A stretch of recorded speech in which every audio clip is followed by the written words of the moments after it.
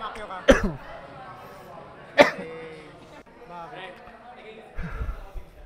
Sino nga ba ako?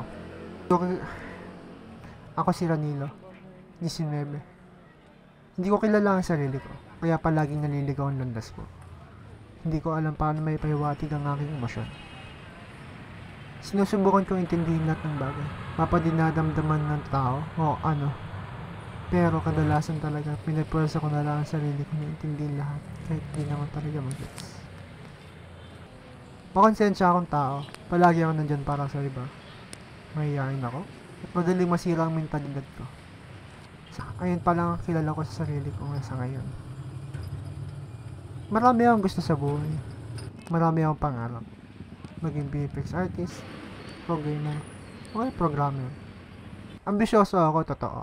Pero wala namang masama mangarap, diba? Kung sinusubukan mo pa rin naman kahit anong mangyari.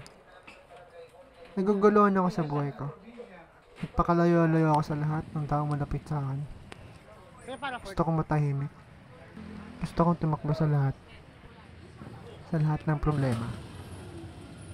Hindi ko alam kung kailan ako babalik. Hinahanap ko ang lugar kung saan ako'y dapat naroroon. Hinahanap ko ang sarili ko. Hinahanap ko ang ako.